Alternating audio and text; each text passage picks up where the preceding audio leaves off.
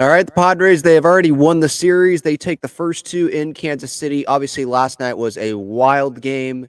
It almost was a tied game there at the end on that fly ball with Suarez on the mound. Today, though, Suarez on the mound. He ends up not getting the save because it was a 4-run game. Higgy with the homer. How about that, huh? But Suarez ends up finishing it out there against the Royals.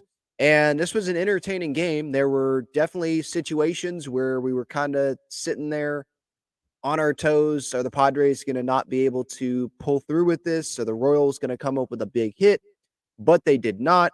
Jeremiah Estrada threw over 30 pitches. It was not his best outing for sure. He wasn't striking out everyone, but he came through with a huge punch out. I know he loaded the bases, but a huge punch out of Pasquantino there, I think in the 7th inning.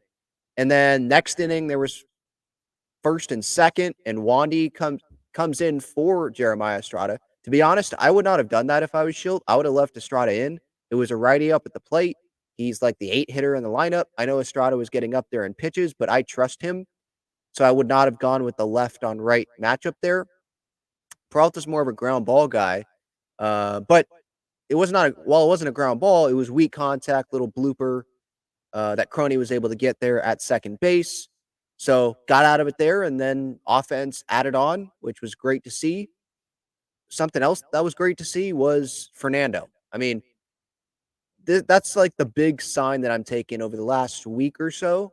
Sure, there's the injuries that we can talk about, right? And I did not know this at the time that I recorded that video earlier today, but Yu Darvish, he is on the IL as well. So pitching's going to have to step up. Those are two of your guys that you wanted to be frontline starters this year going into the season, and now they're going to be on the IL. I would think Darvish comes back sooner than Musgrove does, and we'll see what Schilt has to say. We'll see what some quotes are after the game here.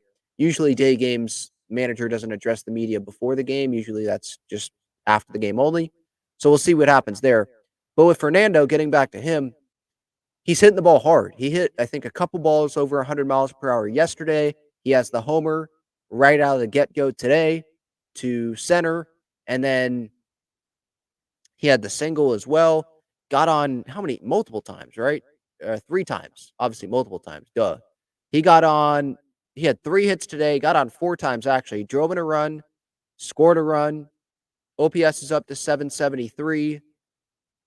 It just seems like, and I don't wanna go to the load or, the pre-swing every time I'm talking about Fernando, but that's just something that has really stuck out to me, is he was searching for that not that long ago, last homestand. He was searching for it, kinda like locking up and then going, kinda having, like, multiple loads, it felt like. And here, if you're watching, it feels more relaxed, got the leg kick going, in rhythm. Use it in, spraying the ball, not pulling everything, staying on the ball, going the opposite way if he needs to. I mean, the home run today, that's just Fernando power, staying on the ball. So I'm loving what I'm seeing from him. Manny made a really good play at third base today.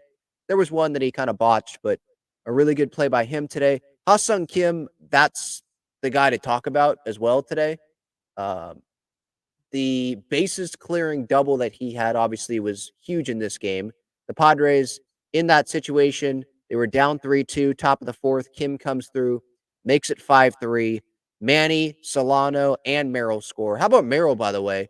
What a gamer that guy is. Fouls a ball off his foot, and clearly he's in pain, and then hits a rocket into right field. He's at first base. You can tell he's still kind of in pain, but he ends up scoring. Still, it seemed like he was fine, so that's good news. But Kim, what a day. Not just the hit, but hopefully something that does not go unnoticed as we talk about this game is his defense today.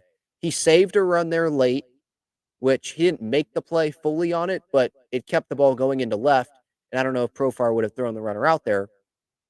But he also made a great backhand play as well. I think it was earlier in that inning, and made the throw over to Arise at first.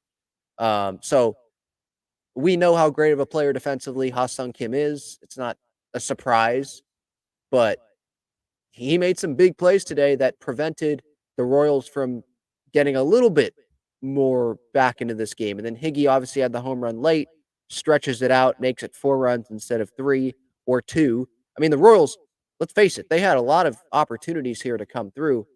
They were 3 for 13 with runners in scoring position. They left 9 guys on base. Padres, in comparison, left 6. They were 2 for 6 with runners in scoring position. So it was really like the Royals turning into the Padres at times, with the whole runners in scoring position. And as a Padres fan, you're gladly going to take that. But yeah, props to the pitching. I mean, Randy Vasquez, I do want to mention him because he came in and did his job, right? 5 innings, 3 earned runs on a day that Joe Musgrove was supposed to start. Vasquez keeps the Padres in the game. He only walked 1 guy, struck out 5. The velocity was there. Got strikeouts with that fastball, 94, 95. I know he gave up a homer, but I'm going to take that from the 5 starter, really like 6 starter, right? If you think about it, because Waldron's really the 5, but now everyone's getting bumped up. And then Morejon comes in, inning and 2/3, no runs. Estrada ends up not giving up any runs. Obviously, the big strikeout that he had of Pasquantino, who's been hot for them, obviously. And, Bobby Witt Jr. was limited today.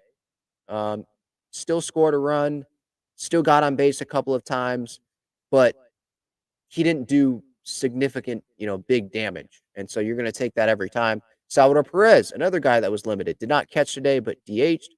Ofer. So yeah, Padres take this series, and it's the road Padres. Would they have done this at home? I don't know, just based on what has happened this year with this team, but they continue to play good baseball on the road, and now they are 3 games over 500. And sweeping a playoff, potentially Kansas City Royals team in Kansas City, that would be pretty darn good. And then you get to go into Anaheim and face the Angels, an Angels team that's not very good this year.